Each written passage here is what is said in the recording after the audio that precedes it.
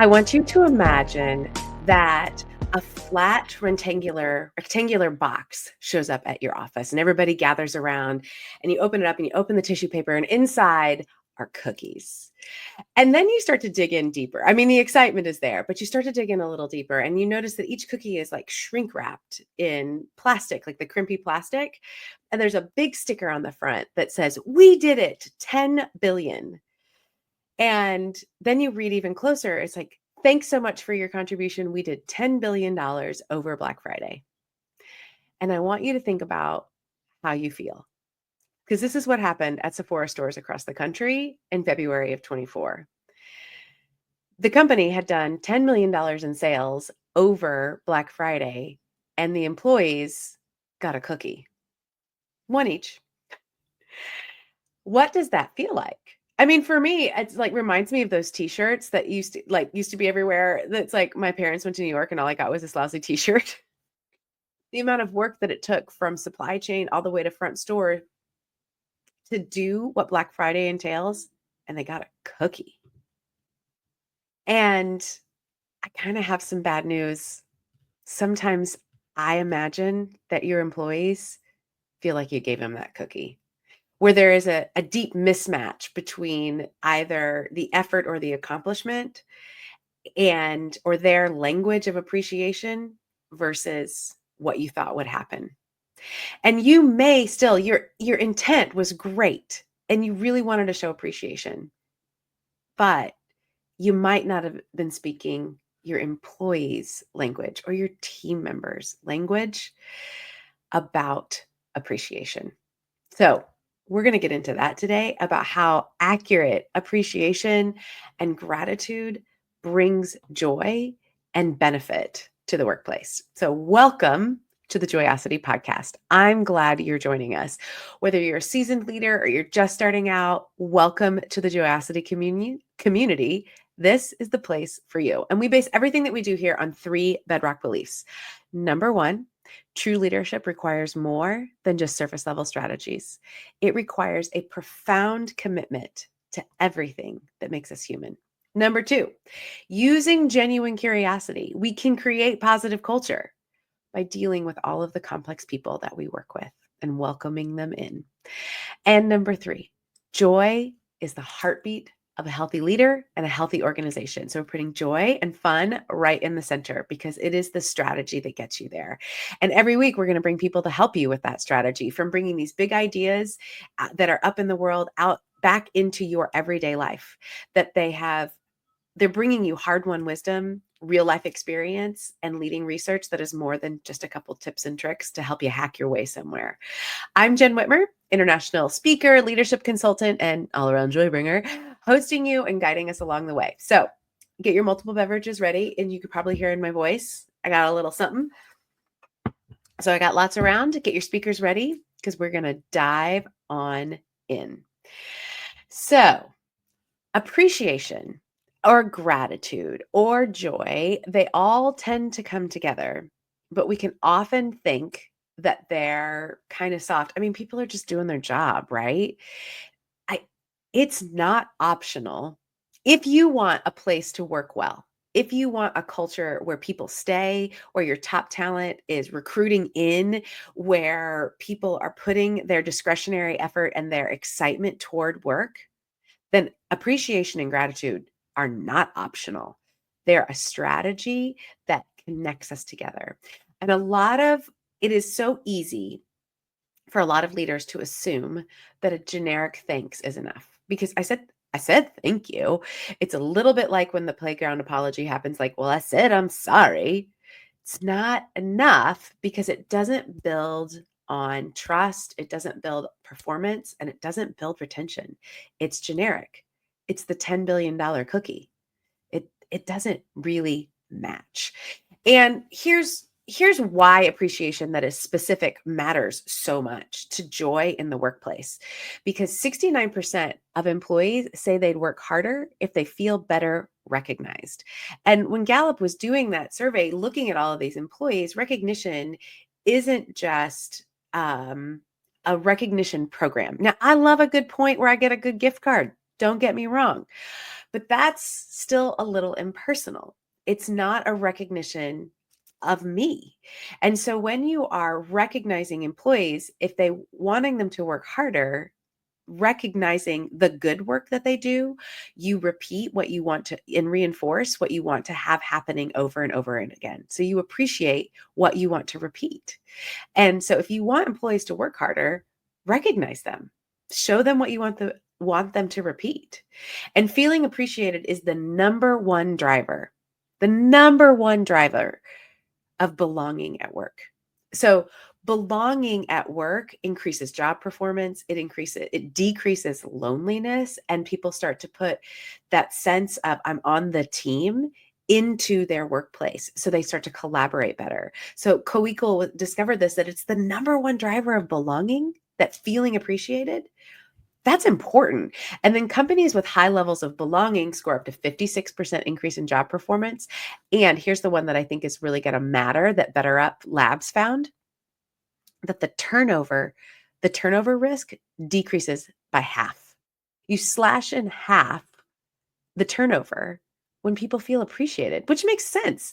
Oh, I feel seen here. They appreciate what I do, my contribution, because yes, I am getting paid to do said work and should be paid a quality wage for doing that work. But the appreciation is a feeling. A salary is a transaction. So if you want this, you have to have the feeling of appreciation. 79% of people who quit their jobs cite lack of appreciation as a key reason. For some people, the money, you have to have a level of the salary, very important.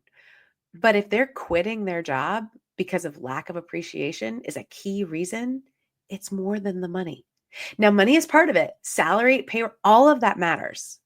But a culture of gratitude boosts productivity beyond just what a salary bump can do. And HBR, Harvard Business Review, found that it's 50% increase in productivity when people feel gratitude around them and for what they do.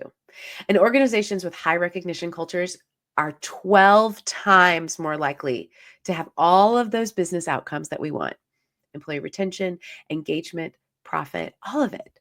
So belonging, if we're creating a culture of belonging and joy, remember, joy is connecting us, a sense of purpose and connecting to something that is larger than yourself. If that's key, belonging matters. And so being seen as being connected to purpose and being seen for your individual specific connection to purpose, that matters. So being seen, because connectivity is being seen, heard, and appreciated. Real appreciation matters if you're feeling seen, heard, and valued in what you do. And the struggle we run into is that everybody does it differently. So one time, very early in our dating lives, my husband and I had known each other since we were like 4 years old, and we started dating in late high school, and it was like an anniversary or a birthday. I don't actually remember which one it was. And he gave me this lovely gift, and it was a photo album. And I thought it was lovely. He put it together. It was this pictures of us, and it was it was adorable. I thought it was so great, but I didn't cry. And because I didn't cry, he didn't think that it meant something to me. It wasn't meaningful. And in this gift exchange, there were a few things that happened. One is that what I wanted as a gift, this was a very special gift. Did love the photo album, but it wasn't necessarily the thing that I would have loved as a gift. Michael loves to look through photo albums, the nostalgia, all of that's one of his favorite things. And so it was a gift that he would also have liked. The second thing that tripped us up is that my appreciation wasn't specific to what I was like, oh, this is so lovely. Wasn't like, oh, this is meaningful, because I didn't appreciate it in a way that demonstrated the care that went into it. The other thing that can trip you up is when you give somebody a gift and they don't respond in the way that you want. you have to release that. So, and if you are appreciating an employee specifically and they don't respond in the way that you think is right and worthy, then you weren't giving that gift out of a free offering of gratitude and appreciation. You were given it to get something. And so we have to watch out for those things when we are talking about appreciation, because you want it to match in all of the different ways. Now, we have grown along the way after 30 some odd years together of appreciation. But I remember that over and over of how do I get specific about appreciating people and how do I give appreciation in what they need and want, not what I need and want. And that's challenging in the workplace because I'm just so busy. I'm busy. And it can be different for different people. So not only do you feel the pressure of being busy because you have things to do and this feels like an extra, you have to change that mindset that if you want people to stay, their 50% risk of leaving goes down. You can take a few minutes to build some appreciation. But the second thing is that I think that is deeper is that you have to figure out what they appreciate. What about what they're doing matters, and it matters to them at a deep level. And that's where the Enneagram can be so helpful to you, because the Enneagram, if you're saying Ennea, what's it right now? Enneagram is a personality framework that shows us why we think, act, and feel the way we do. It's the deep motivations that come out in all of our emotions, in all of our thoughts, and in all of our actions. And we don't always know that it's there. But if you start to work with the Enneagram, you can start to see people's deep motivations, especially if you bring someone like me in to help your team discover their Enneagram types. Those motivations come out in their Slack messages. It comes out in the type of work that they want to do. All of it shows up and you can understand each other better. And one of the key things that people tell me over and over again after I've spoken to their group and we've done Enneagram work, they're like, we have a common language now. And so when we think about appreciation, you have a common language that helps you understand what they feel, how they feel appreciated. That's powerful. And so when we start with specific appreciation, understanding people's Enneagram type can be really helpful in scratching where they itch and saying, I see you. And this is how this is powerful because of what you did. So I'm going to go through each Enneagram type and give you a 1 or 2 sentence descriptor of the type. And then also what you can honor in them in specificity, like what's going to be the thing that matters to them. And this is not, they like coffee or they like thank you notes. You have to figure that out too. But this is really about what you're saying you're appreciative for this individual human that you see in front of you. And you have to connect to them, not just to their Enneagram type, but it will help you see them as a human. So I always like to start with the 8s. Because I think 8s get a bad rap a lot, among other reasons. But for 8s, they tend to be the people who are showing up at the workplace is pretty decisive, and they tend to have really strong opinions. And they show up as people with an idea and an action to get it done. Their deep motivation is to protect and not be vulnerable because they don't want to be betrayed. And so when you are honoring an 8, it can be very easy just to honor them for their courage and their decisiveness, but also honor them when they demonstrate vulnerability. When an 8 demonstrates vulnerability, that costs them so much more than their courage, the outward courage that we think the other thing does.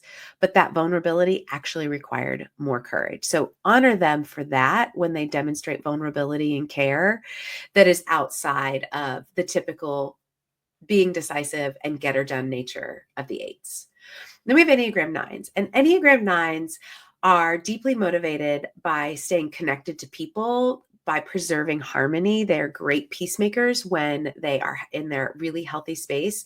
And they're motivated to keep that connection because they risk belonging if I don't feel connected. So they're often very afraid of conflict. That's what they think their biggest fear is.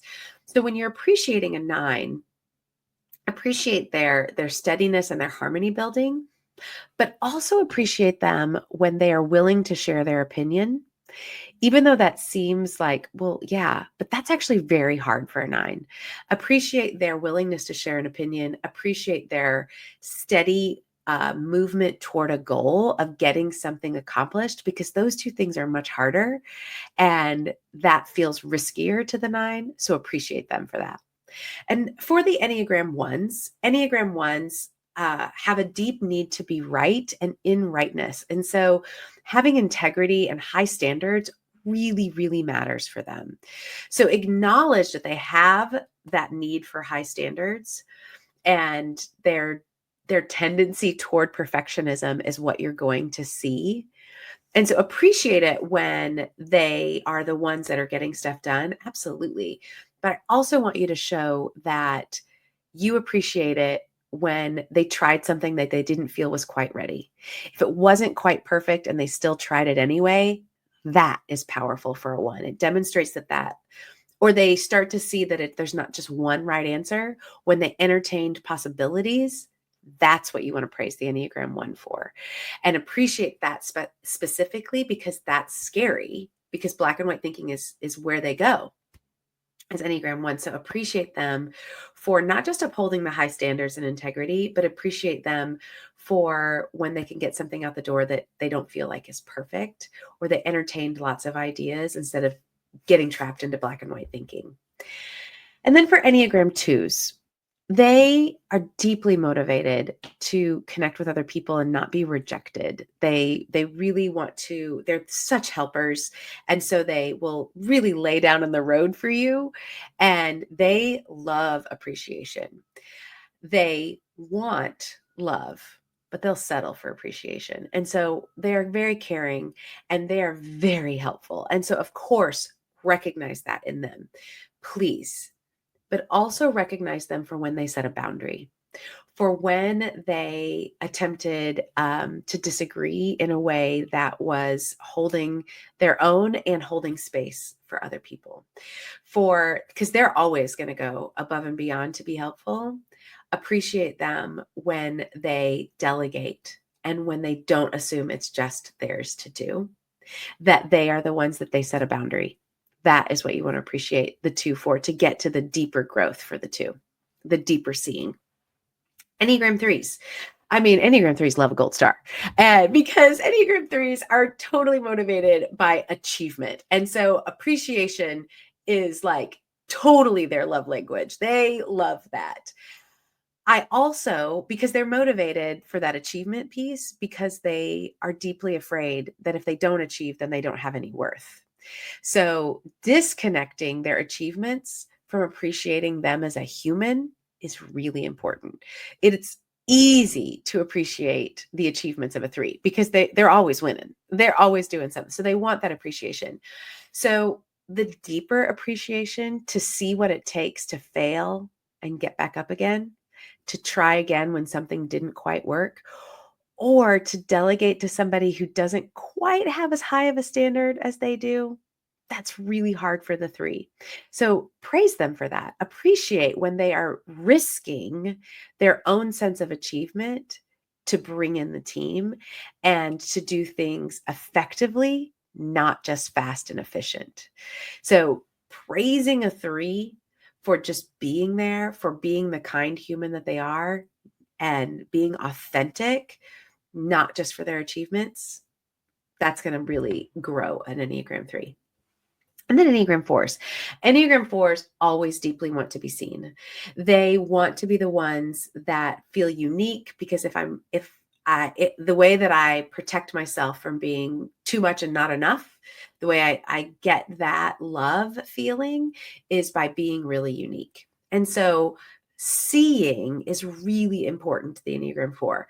So appreciating Enneagram 4 for their work, for getting things off the ground is great. And appreciating them for bringing their unique, deep insight is powerful. I also want you to appreciate the Enneagram 4 who starts to let other people take the conversation. Appreciating the Enneagram 4 for separating their creation from their worth as a human. When you start to notice they can critique what they've given, objectively and not see it as something that is about their worth is incredibly valuable. And especially celebrating them when they get to doing and get out of the cycle of all of the feels, because we need the feels of the 4, but sometimes they can get stuck there. And recognizing them for their powers of reflection and insight, as well as when they get going, is so powerful to grow the 4. And then we move to Enneagram 5s. So Enneagram 5s are deeply motivated to be competent. They are the knowers and the thinkers of the Enneagram. And so you are always going to be able to find easy to celebrate them for their expertise, for the deep research that they bring, for the knowledge that they bring. They often bring a lot of clarity to situations and institutional knowledge, like from the past, and helping you not reinvent the wheel. Absolutely appreciate the 5 for that. I also want you to appreciate the 5 for sharing a little bit of themselves. 5s can kind of castle themselves off and feel sometimes like just get to know you questions can feel almost intrusive to their privacy. And so when they're willing to get a little bit vulnerable, when they're willing to share a little bit about themselves, not about a topic, but about themselves, I want you to appreciate them for that, because you want that to be repeated. That brings that sense of belonging to them, even though they're afraid. That helps them bring down the castle moat a little bit and welcome them into the group. And then Enneagram 6s. Enneagram 6s are deeply motivated to not be blamed or abandoned. And so they're preparing all the time. And they're much like the 2s, they're doing. And so it's easy to appreciate their loyalty. It's easy to appreciate their going above and beyond because they're doing it all the time. I want you to dig deeper and really appreciate the Enneagram 6 for their troubleshooting and their discernment. When they can decide themselves and they haven't had to go around the committees to get everybody's approval so they don't get blamed, when they make that strong, good decision, recognize them for that. Get underneath that motivation and praise them for the thing that was hard, because that courage to go out in the world every day when you're feeling that afraid is so important. But also when you decide to make the decision and you act on it without having to get everybody else's approval, that's going to grow the 6 because it's so brave. It's so brave. And then Enneagram 7s. Enneagram 7s are motivated to avoid pain. And they do that by reframing and keeping things positive. They're great brainstormers. They don't want to be trapped anywhere. They don't like to be limited. And so it's really easy to celebrate their joyfulness. It's easy to celebrate that they always bring the party. Give them the space to not always bring the party, and praise them when they bring that problem solving. Because sometimes Enneagram 7 struggle because you don't see the problem solving. You just see all of the brainstorming and the great ideas, but actually they're deeply connected to purpose and problem solving. So praise them for that, but also praise them when they sit in the pain enough, that they don't reframe it immediately, that they're willing to dig a little bit deeper into why that hurt or why that was hard, or they face a conflict sooner than before it blows up. Those kinds of wading into the pain experiences, praise the 7 for that, because that is what's really hard for the 7, and that's what you want to see appreciated. So when you give appreciation in the way they want to receive, that is natural to their personality, but you also flip it and you praise them for the thing that they find hard, that is going to bring a sense of great seeing. Like you're really going to see what people, when they're brave in that space. And the Enneagram helps you understand that. And if the Enneagram is new to you and you would like some more to know about the Enneagram, you can go to jennwhitmer.com/Enneagram. So Enneagram is ENNEAGRAM, jennwhitmer.com/Enneagram. And of course, we'll put it in the show notes. But when you go there, you can find a very easy Enneagram descriptor that helps you understand the 9 Enneagram types and their core motivations a lot deeper than we just went through really quickly. Also, always out there right now is that this idea around cultivating joy at work, all matters in your leadership. And so it's a core part of Joyosity, which is my book that is coming out. And if you want early access, all the behind the scenes things, you can join the VIP list at jennwhitmer.com/books. So if you get on the book list and so you're getting the behind the scenes stuff and you're like, hey, I missed the Enneagram thing, I will easily send you the Enneagram thing. It's not a problem. It's a little booklet that says, why do I keep doing this? That'll help you dig into the Enneagram and leadership. And you'll get some of that in the book group too. So jennwhitmer.com/books if you'd like to do that. And I'd really love your insight as we're building the book. I'm so excited about spreading that message. So I want you to think about that cookie again. What's the difference between getting a generic overstamped cookie with, crinkle things on the edges that said, hey, we made $10 billion versus individual managers giving you, hey, here's how you connected to this. And I see this in you and how you're trying. The $10 billion feels, unless they're giving you like a share of it, it's too ethereal. Like, I don't know what $10 billion feels like or looks like or what it means to me today. But that somebody I work with saw that I helped a customer through a conflict, and I'm an Enneagram 9. And afterwards I was kind of shaky, and they're like, you were so brave. And I'm so proud of you for going through that with that customer. They felt more connected at the end. That was amazing. That's going to be so much more powerful than a cookie that celebrates $10 billion. So make sure that you're appreciating people specifically. And when you specifically do that and you create belonging and people feel seen, heard, and valued, you are doing part of the work of joy at work, because people are going to give you more. And it just feels better, y'all. Where you are, it feels better to be appreciated. So I want you to think about how you can incorporate the Enneagram into your workplace, how you can really increase your specific gratitude of people, but also just the gratitude connected to purpose, that what you're doing really matters and that you're grateful that people are with you. I am grateful that you are with me, that you listen and you review and you send me emails and notes and text messages that say, this was such a great episode. Thank you. I appreciate that as well.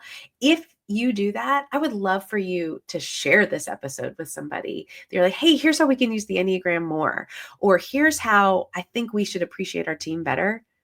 I would be so grateful for that, because that connects us to each other in such a bigger way. And I am so, so grateful for that. So next week, Kevin Monroe is coming in, and he is like, it's kind of like a giant golden retriever of gratitude. It's amazing. So I can't wait for you to hear him next week as well. So stay tuned for next week when we dig into this topic. So let me put my coach hat on for just a moment. Don't just leave this here. Take a moment. What did you learn? What's your next tiny action step?